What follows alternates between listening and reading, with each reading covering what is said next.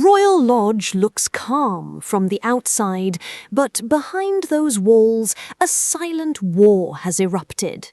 Andrew Mountbatten Windsor has suddenly drawn a hard line against Sarah Ferguson after more than 2 decades of sharing the same roof. No warning, no gradual distance, just an abrupt, ice-cold cutoff that staff say feels intentional, almost strategic. The question is why? Why turn on the one person who defended him when the rest of the world walked away? Why now, when both of their futures are hanging by a thread? Stay with this video until the end, because once you understand the real reasons they held this strange arrangement together for so long, you'll see exactly why it's collapsing now, and why the fallout could expose far more than anyone expects. Make sure you subscribe and turn on notifications. Nothing about this situation is slowing down, and what happens next might rewrite the last 20 years of royal scandal. The breaking point came the moment Andrew Mountbatten Windsor lost the last pieces of his former identity. When his titles were stripped, something shifted in him, not quietly, not gradually, but sharply, like a door slamming shut from the inside. People close to the situation say the humiliation hit harder than anyone expected. He didn't argue, he didn't fight. He simply retreated, pulling back from family, staff, and eventually from Sarah herself. And that's when Royal Lodge started to feel different. The 30-room mansion that once played host to parties, guests, and endless reminders of royal privilege turned cold almost overnight. Entire wings went dark. Staff noticed he stopped lingering in shared spaces. Meals became silent. Conversations turned clipped and awkward. What used to be a peculiar but familiar routine suddenly felt like 2 strangers occupying opposite ends of a crumbling estate. Sarah felt the shift immediately. She'd spent years defending him, standing beside him through public disgrace, debt, scandal, and global backlash. She was one of the only people who didn't walk away when the world did. So when Andrew began creating distance, it blindsided her completely. Sources say she's been pacing hallways alone, spending long evenings tucked away in her section of the house, asking staff to stay later than usual because the silence has become unbearable. And while her world feels like it's collapsing, his behavior has only grown more withdrawn. He keeps to his wing, avoids eye contact, and moves with the quiet intensity of someone planning an exit before anyone else can control the terms. It's not anger, it's not sadness, it's something colder, self-preservation. Losing his titles wasn't just a public blow, it stripped away the one thing he relied on to keep his life intact. But here's the part most people overlook. This sudden shift isn't just emotional, it's strategic. The collapse of Royal Lodge isn't a coincidence, it's a symptom. And the only way to understand why everything is falling apart now is to understand why they stayed together for so long in the first place. Because love had nothing to do with it. To understand why this collapse is happening now, you have to understand the truth behind their decades under the same roof. Because it was never about romance, reconciliation, or some quirky post-divorce friendship. It was about survival, and for Sarah, that survival depended entirely on staying inside Royal Lodge. Her financial life had been falling apart for years. Failed ventures, mounting debts, unpaid staff, and deals that never delivered left her trapped in a cycle she could never climb out of alone. Royal Lodge wasn't just a home, it was a shield. As long as she lived there, she wasn't simply another former royal with money problems.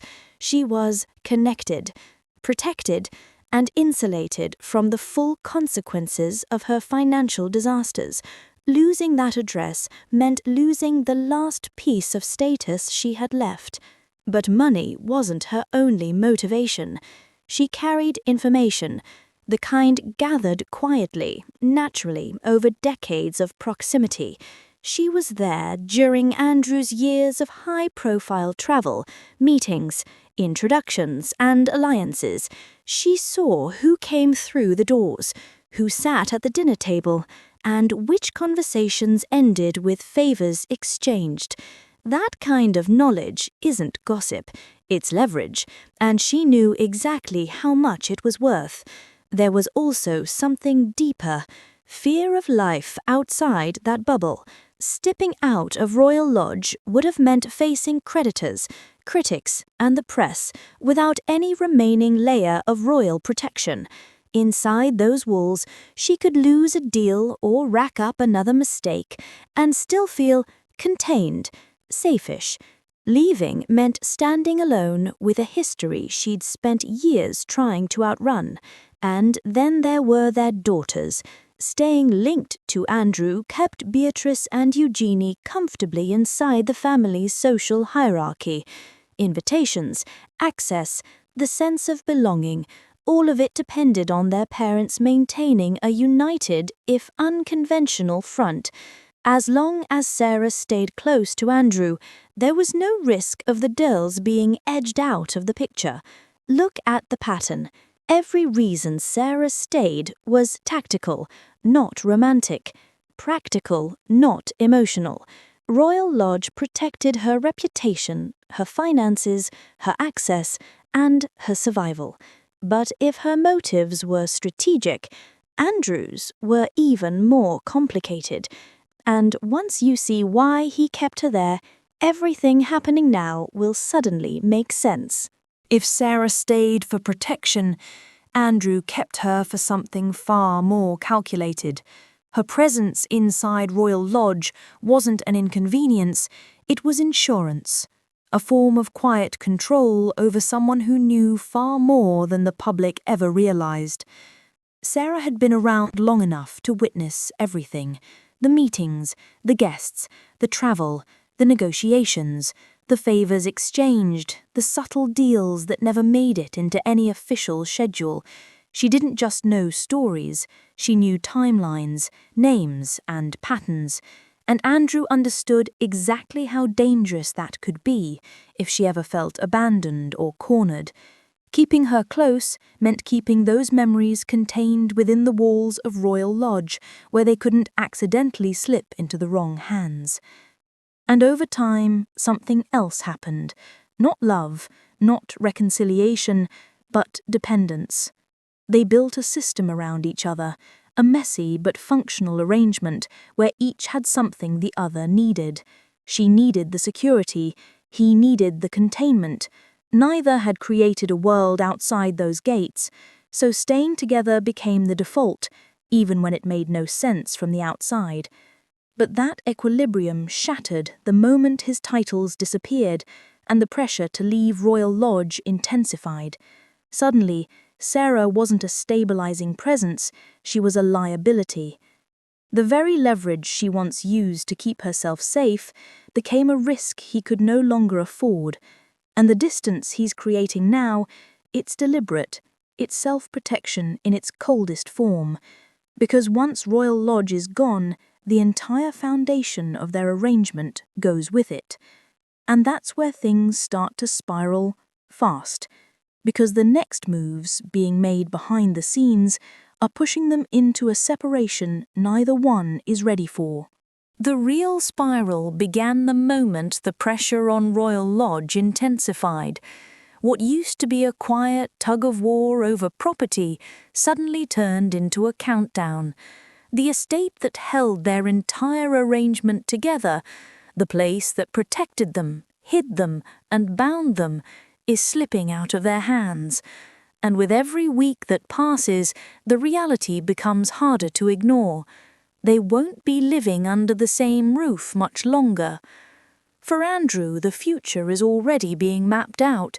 Staff whisper that he's preparing for a move to a much smaller home on the Sandringham estate, a place far removed from London, royal events, and any sense of influence he once held. Not banishment, but not far from it either.